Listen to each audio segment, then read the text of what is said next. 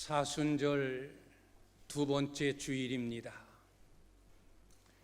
사순절 기간을 보내면서 예수님께서 십자가를 지시기 전 예수님에게 있었던 사건들을 하나씩 살펴보면서 그 말씀 속에 담긴 주님의 교훈을 생각하고 있습니다. 우리는 사순절을 시작하면서 예수님은 누구신가? 라는 주제의 말씀을 나누었고, 지난 시간에는 성경 속의 복음이라는 제목으로 말씀을 나누었습니다. 오늘 이 시간에는 하나님의 일과 사람의 일이라는 제목으로 말씀을 준비했습니다. 오늘 우리가 읽은 이 마태복음 16장 13절 이하의 말씀은 크게 두 가지 부분으로 나눕니다. 이 두 부분은 서로 극히 대조적인 모습을 보이고 있습니다. 하나의 사건은 예수님께서 베드로를 통하여 심히 기뻐하시는, 마음의 감동을 느끼시는, 베드로의 고백을 통하여 주님은 너무너무 기뻐하셨습니다. 세상 사람들이 말하는 것과 같지 아니한 믿음으로 주님께 예수 그리스도는 하나님이시요 그리스도입니다라는 고백을 통하여 주님은 기뻐하셨습니다. 이 사건은 베드로에게 영광스러운 일이었습니다. 바요나 시몬아, 네가 복이 있도다. 이것을 알게 한 이는 혈육이 아니라 하늘에 계신 네 아버지시니라 라고 말씀하면서 그에게 복을 내리신 사건입니다. 그리고 그 이하의 말씀은 정반대, 예수님이 베드로에 대하여 실망하시고 마음 안타까워하시는 모습입니다. 한순간에 베드로가 사탄이라고 책망을 받으며 내 뒤로 물러가라, 너는 나를 넘어지게 하는 자로다 라고 하는 치욕적인 사건입니다. 예수님에게는 안타까움이요, 베드로에게는 굴욕적인 사건, 이 두 사건이 오늘 본문 속에 함께 기록되어 있습니다. 저는 이 말씀을 가지고 하나님의 일과 사람의 일이라는 제목으로 말씀의 은혜를 나누려고 합니다. 첫 번째 살피고자 하는 것은 베드로의 위대한 신앙 고백입니다. 베드로야, 너는 나를 누구라 하느냐? 세상의 사람들은 나를 가리켜 세례 요한이다, 어떤 이는 예레미야다, 어떤 이는 엘리야 중, 그리고 선지자 중에 한 사람이다 라고 말하는데, 시몬아, 너는 나를 누구라 하느냐? 그때 이 시몬 베드로의 고백이 뭡니까? 주는 그리스도시요 살아계신 하나님의 아들이십니다 라는 고백이었습니다. 주님은 베드로로부터 이 고백을 받으시고 즉시로 5가지의 복을 약속하십니다. 먼저 첫 번째는 그의 이름을 바꾸어 주십니다. 너는 이제 시몬이 아니다, 너는 이제 베드로다. 시몬이라는 이름을, 부모님이 붙여준 시몬이라는 이름을 예수님께서는 베드로다, 너는 이제 베드로다, 이름을 바꾸어 주십니다. 두 번째 주신 복은 내가 이 반석 위에, 베드로라는 이름의 뜻은 반석이에요. 이 반석 위에 내 교회를 세우겠다. 이 반석, 지금 베드로가 고백한 주는 그리스도시요 살아계신 하나님의 아들이십니다 라고 하는 그의 신앙 고백 위에 주님이 교회를 세우시겠다는 겁니다. 그리고 세 번째 복은 음부의 권세가 이기지 못할 것이다. 네 번째 복은 내가 너에게 천국 열쇠를 주겠다. 다섯 번째 복은 이 열쇠를 가지고 땅에서 무엇이든지 매면 하늘에서도 매이고, 이 열쇠를 가지고 땅에서 무엇이든지 풀면 하늘에서도 풀릴 것이다. 베드로의 신앙 고백을 받으시고 다섯 가지의 복을 내리십니다. 너는 시몬이 아니다. 이제부터는 베드로다. 이 은혜는 오늘 우리에게 주신 은혜입니다. 우리도 예수 그리스도를 나의 구주로 믿고 주님은 하나님이십니다, 주님은 그리스도이십니다 라고 고백하는 순간 우리의 이름은 바뀌어집니다. 인간 엄주성이라는 이름에서 하나님의 자녀, 그리스도인, 거룩한 백성, 목사라는 하나님이 주신 이름, 예수 그리스도 안에서 얻은 이름으로 바뀌어집니다. 저는 지금까지 인생을 살아오면서 인간 엄주성이라고 하는 이름을 듣기보다는 목사님이라는 말을 더 몇 배, 몇십 배 더 많이 들었습니다. 이 목사라고 하는 이 거룩한 칭호 어떻게 얻은 것입니까? 내가 예수 그리스도를 나의 구주로 믿는 그 순간부터 주님은 하나님의 아들이시요 그리스도이십니다 라고 고백하는 그 순간, 예수님을 영접한 순간부터 저는 하나님의 자녀가 되었고 그리스도인이 되었고 주의 백성이 되었고 이제는 목사가 되었고 주님의 일을 감당하는 자가 되었습니다. 이것은 저에게만 주어진 은혜가 아닙니다. 예수 그리스도를 구주로 고백한 여러분들에게도 동일하게 하나님의 자녀, 그리스도인, 주의 백성, 성도, 목사, 안수집사, 권사, 집사, 여러 직분들, 새로운 이름을 우리는 받았습니다. 시몬이라는 세상적인 이름에서 베드로라고 하는 주님의 일을 감당하는 주의 백성, 주의 제자 베드로가 되어졌습니다. 우리의 이름도 주 안에서 바뀌어졌습니다. 두 번째 복이 뭡니까? 내 교회를 세우리라. 교회가 세워지는 곳이 어디입니까? 베드로의 신앙 고백 위에 교회가 세워졌습니다. 주는 그리스도시요 살아계신 하나님의 아들이십니다 라는 이 반석과 같은 흔들림 없는 베드로의 믿음의 고백 위에 주님이 교회를 세우신다 약속하심처럼 우리는 교회의 구성원이 되었습니다. 교회는 저와 여러분 우리 모두 이 공동체가 교회입니다. 교회는 아무 터전 위에 서는 것이 아닙니다. 예수님을 구주로 고백한 그 신앙 고백 위에 세워지는 것입니다. 아무나 교회의 구성원이 되는 것이 아닙니다. 예수님을 구주로 영접한 자, 예수님을 하나님의 아들로 그리스도로 확신한 자, 그가 교회의 구성원이 되는 것입니다. 이 믿음 위에, 이 고백 위에 교회가 세워졌고 교회는 세워지게 됩니다. 예수 없는 교회, 예수를 구주로 영접하지 않는 교회, 예수 이름을 떠난 교회는 교회가 아닙니다. 예수님을 구주로 고백하지 않은 사람은 절대 하나님의 자녀, 구원의 백성 될 수 없습니다. 종교인은 될 수 있을지 모르지만, 신앙인은 될 수 있을지 모르지만 그리스도인은 되지 못합니다. 하나님의 자녀는 되지 못합니다. 세 번째로는 음부의 권세가 이기지 못하리라. 음부의 권세, 음부는 지옥이에요. 여기서 말하는 이 권세, 음부의 권세라는 이 말씀을 성경 원어로 직역하면 지옥의 문이에요.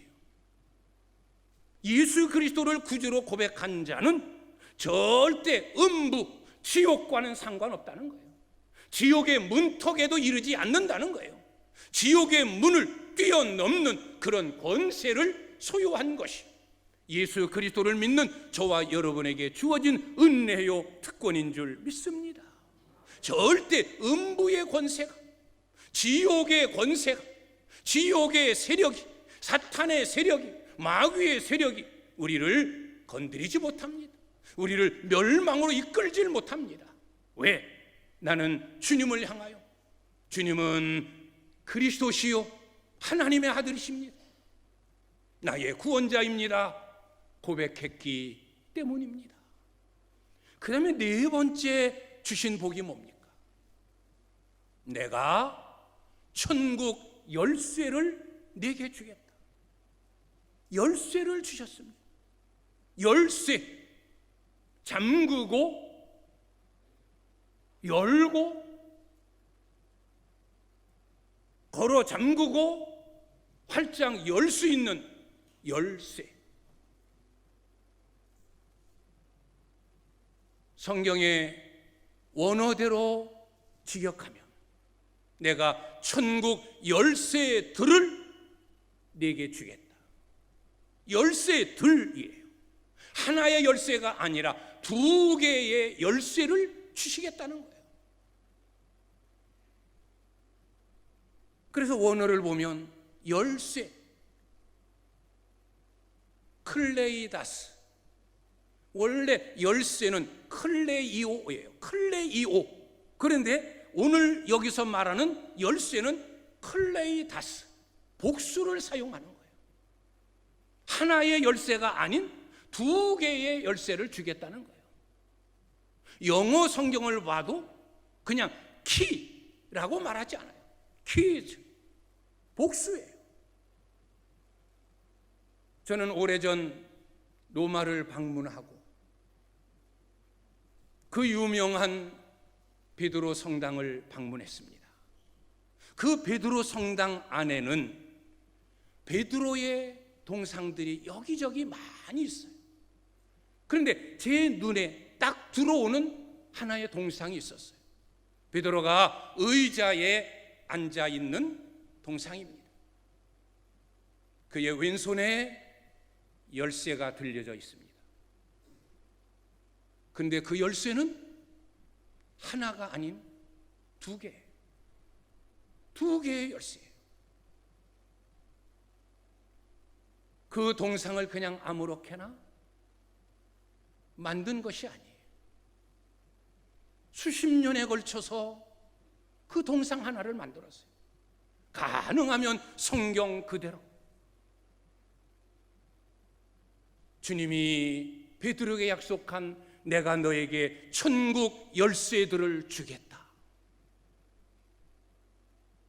하나의 열쇠는 매는 열쇠, 또 하나의 열쇠는 푸는 열쇠. 베드로에게 두 개의 열쇠를 주셨어요.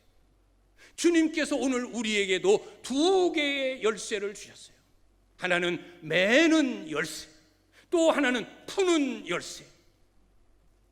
우리가 그 열쇠로, 천국 열쇠로 무엇을 맵니까? 우리가 맬 수 있는 것이 뭡니까? 사탄의 권세, 마귀의 견세, 그걸 우리는 매는 거예요.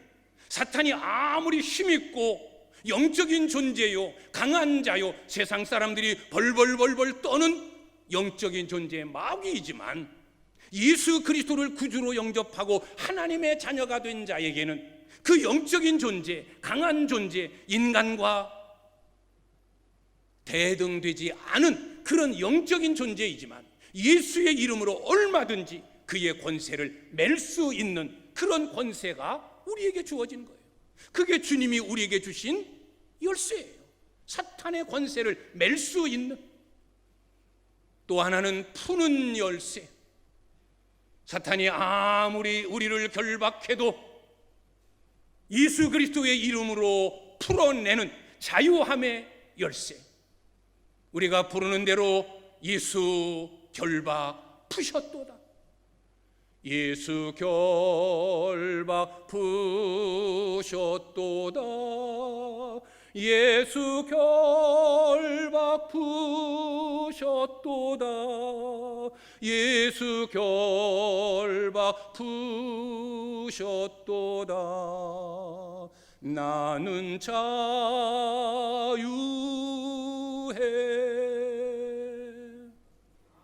마귀가 아무리 우리를 얽어매도 우리는 푸는 열쇠, 자유함을 얻는 열쇠를 가졌습니다. 이게 주님이 주신 특권이에요. 내가 예수 그리스도를 나의 구주로 영접하고 그분을 나의 하나님으로 고백하는 순간 주님은 나에게 푸는 열쇠, 매는 열쇠를 주셨어요.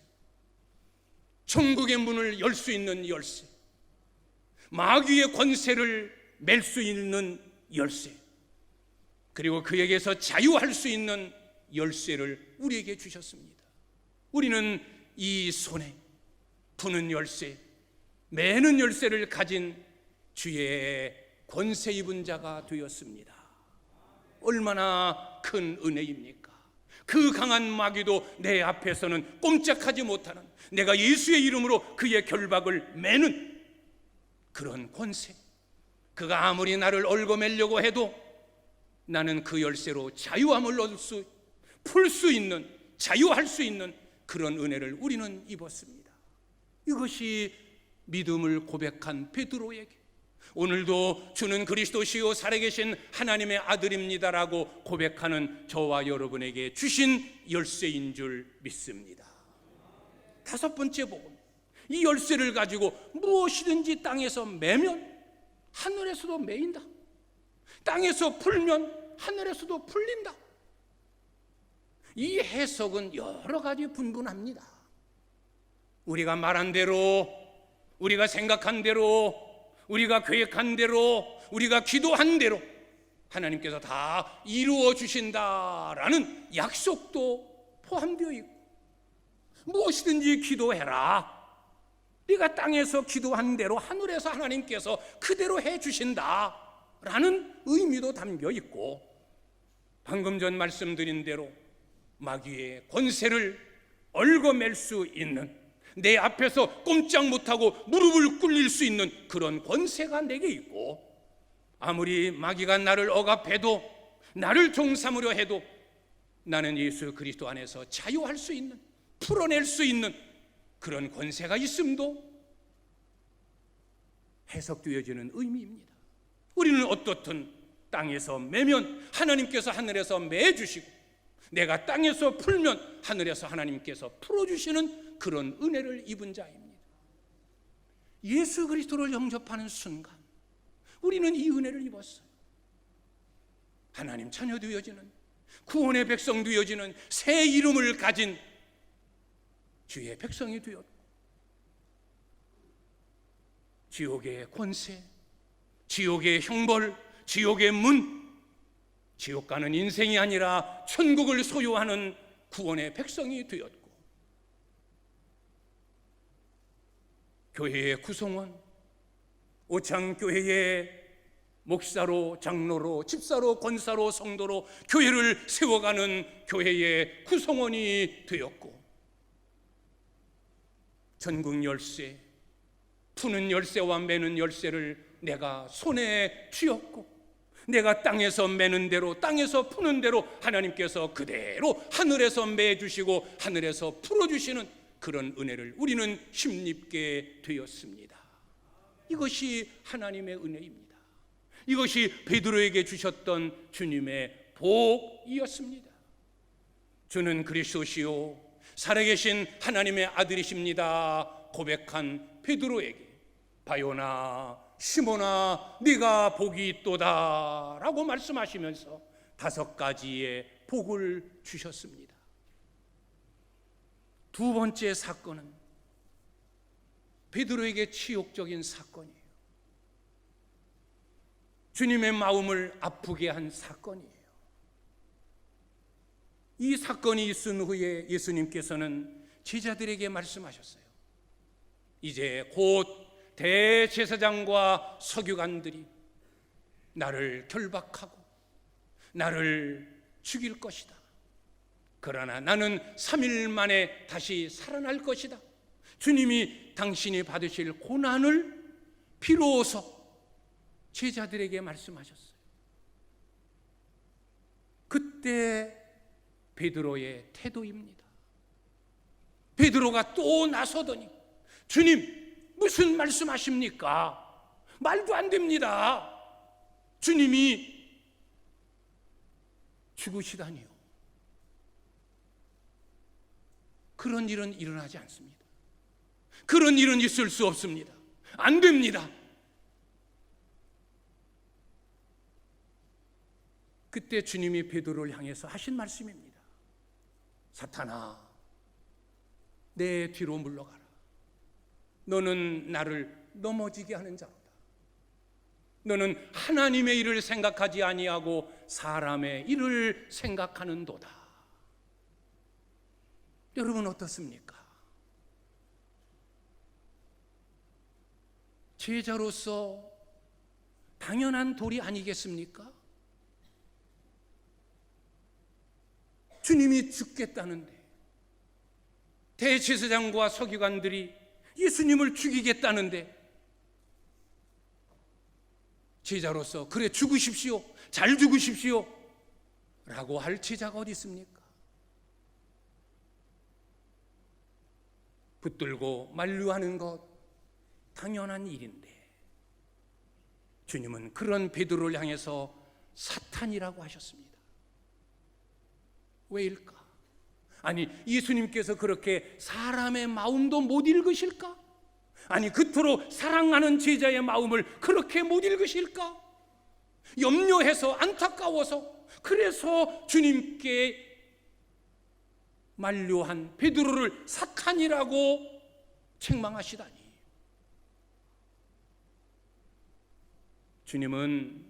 예수님은 하나님이세요. 사람의 생각과 마음과 그 속에 담겨진 것까지 다 꿰뚫어 보시는 주님이에요. 오늘 성경을 보면 이 베드로의 태도 속에서 주님의 고난, 주님의 죽으심을 만류하는 베드로의 태도가 좀 이상하다라고 하는 것이 느껴집니다. 그게 뭡니까? 예수님을 붙들고 항변했다고 그랬어요. 여기 붙들다, 이건 사정하느라고 붙드는 게 아니에요. 겁박을 주는 거예요.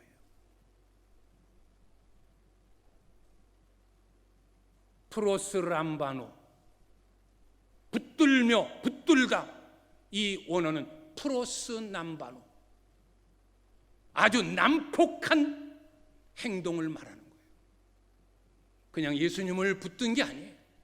멱살 잡듯이 예수님을 붙들고 주님, 무슨 소리입니까? 항변이 뭐예요? 대들고 따져 묻는 거예요. 당신이 많이 틀렸다.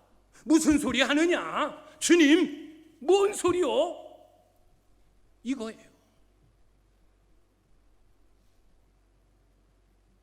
그러면 왜 베드로가 이렇게 혈기를 부리며 항변했을까요?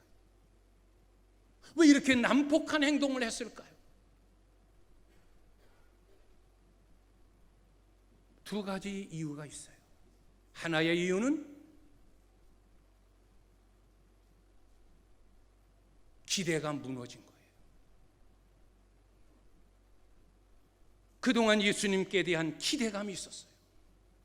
예수님을 따르면서, 예수님이 행하는 기적들을 보면서, 예수님의 말씀 속에 풍랑이 잔잔해지고, 예수님 말씀 한마디에 죽은 자가 살아나고, 이런 기적들을 보면서 야, 이제 내 남은 인생은 그때만 되어지면 나는 세상을 호령하는 자가 된다.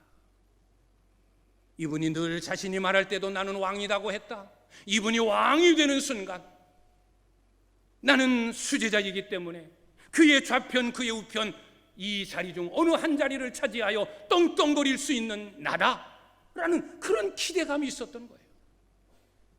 그 예수님께서 십자가에 못 박히시기 전 얼마 전까지도 제자들이 다투고 분쟁한 게 뭐예요? 누가 높으냐? 누가 크냐? 주님이 당신의 나라를 회복할 때 네 자리가 높으냐 내 자리가 높으냐, 이것 가지고 다투고 분쟁했던 제자들이에요. 심지어 요한의 어머니는 예수님께 와서 아들을 부탁하는 거예요. 내 아들 잘 봐주십시오. 주님 왕 되실 때, 권세를 회복하실 때 꼭 내 아들 그 이름 잊으시면 안 됩니다. 아셨죠? 지금 제자들의 마음의 상태는 그거예요. 그런데 예수님께서 죽으신다는 거예요. 그러니 베드로 얼마나 큰 실망에 빠졌겠습니까? 내가 3년 동안 집도 버리고 가족도 버리고 직업도 다 내팽개치고 3년 동안 예수님을 따르면서 고생 죽을 고생 개고생 다 했는데 주님이 죽다니, 그러면 나는 뭐야? 그동안 나의 희생은 뭐란 말이야? 지금까지 내가 고생한 건 어디서 보상받아? 나는 말짱 도루묵이네. 이런 마음의 상태가 지금 베드로의 상태예요. 그래서 예수님을 붙들고 다지고 무르고 항변했던 거예요. 주님, 무슨 얘기입니까? 기대감 상실이. 자기가 3년 동안 예수님을 따랐던 그 모든 고생, 그 모든 희생이 한순간 물거품이 되어지는 것을 그는 예수님 말씀 한마디에 그는 실망을 느끼고 그렇게 예수님께 따져묻고 항변한 거예요. 또 하나의 이유는 두려움이에요. 예수님이 고난받아 죽으면 주님을 따랐던 제자들 그 앞날이 뻔하지 않느냐. 우리도 고난받는 거다. 우리도 죽어야 된다. 예수님이 살아계실 때에도 그런 기적을 행하고 놀라운 권세를 행하는 것을 제사장들, 서기관들이 보면서도 핍박하고 예수를 잡아 죽이려고 온갖 모함을 다 꾸며댔는데 우리의 주군인 예수님이 죽으면 우리 꼴 똑같이 되는 거다. 우리에게도 고난이 온다. 거기에 대한 두려움. 그래서 예수님의 이 뜻을 말리신 거예요. 안 됩니다. 당신이 왜 죽습니까? 죽으면 나는 뭡니까? 죽으면 우리는 뭡니까? 우리도 같이 죽어야 되지 않습니까? 라고 한 거예요. 그래서 주님은 그 베드로를 향해서 사탄아, 내 뒤로 물러가라. 너는 나를 넘어지게 하는 자다. 왜? 주님도 마음을 가지신 분이에요. 지금 베드로가 항변하고 있는 그 이야기가 완전히 틀린 말은 아니에요.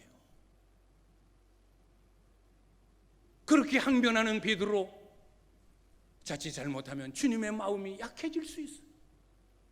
십자가를 져야 하는, 그래야 온 인류가 죄에서 구원함을 받는 이 엄청난 하나님의 대역사를 이루는 그 일이 자칫 삐뚤어지거나 흔들리거나 무너질 수 있어요. 그래서 주님이 하신 말씀, 너는 나를 넘어지게 하는 자로다. 너 자꾸 그러면 내 마음이 약해져서 어떻게 될지 모른다. 넘어질지 모른다. 내 뒤로 물러가라. 하나님의 일이 우선이다. 하나님의 구원 계획, 내가 죽어야 온 인류가 구원받는 그 하나님의 일이 중요하지.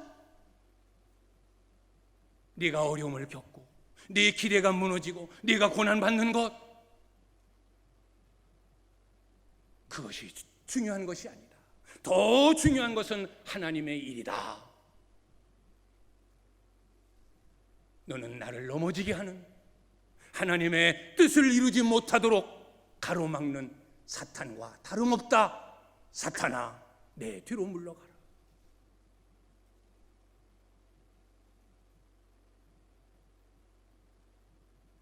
여러분, 하나님의 일과 사람의 일, 무엇이 하나님의 일이고 무엇이 사람의 일입니까? 하나님의 일은 하나님의 뜻을 이루는 거예요. 하나님이 기뻐하시는 것이 하나님의 일이에요. 하나님의 구원 계획 속에 있는 것이 다 하나님의 일이에요. 사람의 일은 세상적으로 살아가는 인생들의 일이에요. 그런데 우리가 중요하게 생각할 부분이 있어요. 하나님의 일과 사람의 일 차이가 뭘까?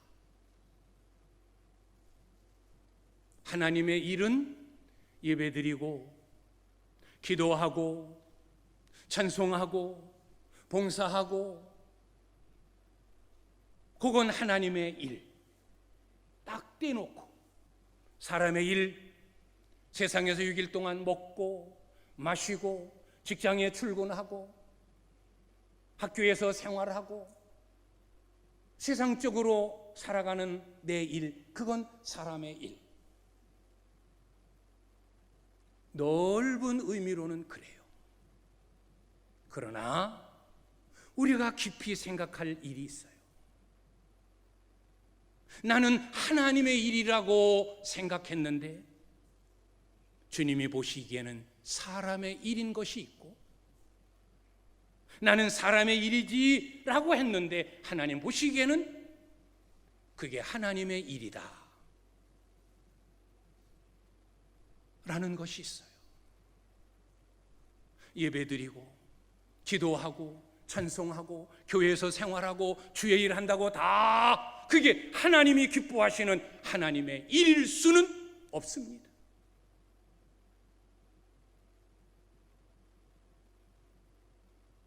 예배하면서도 내 마음에는 미움과 시기가 꽉 차 있습니다. 남을 시기하는, 죽이는 독이 내 안에 가득 품어 있습니다. 그런 독한 시기, 그런 경로, 그런 미움, 그런 마음으로 드려지는 예배를 통해 하나님은 좋아하실까?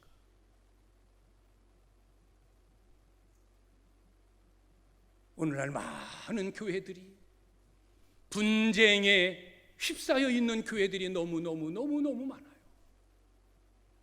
내 편, 내 편, 우리 편, 저쪽 편.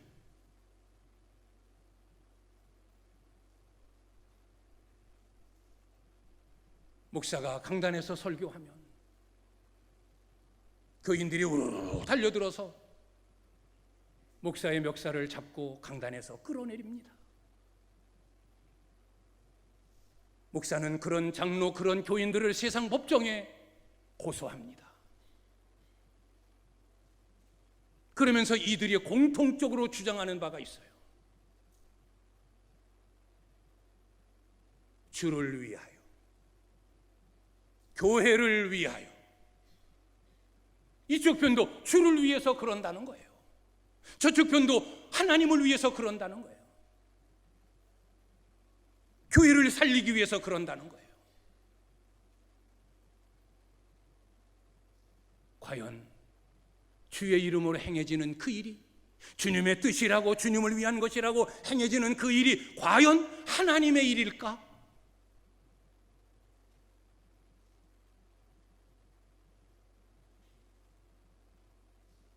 그건 사탄의 일이에요. 정말로 하나님의 일이라면 내가 실행하면 돼. 내가 포기하면 되는 걸 뭐. 내가 눈 감으면 되지. 그래서 교회의 평안을 이루고 하나가 되게 하는, 이것이 하나님의 일이고 이것이 하나님의 뜻이고 이것이 주님의 일이지. 내 고집, 내 주장, 그것 관철시키려고 주의 이름을 위하여, 하나님의 뜻이야, 교회를 위한 거야 해서 교회를 난장판으로 만드는, 그게 과연 하나님의 일일까? 아닙니다. 주님의 일을 하면서도 거기에 원망이 있고 불평이 있고 혈기가 가득 찼습니다.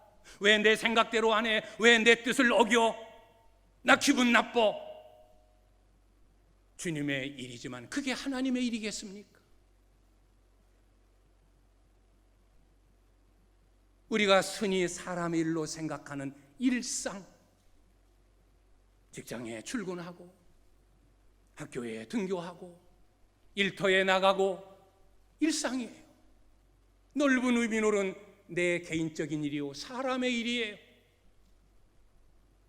그러나 그 일상이 하나님의 일일 수 있는 거예요.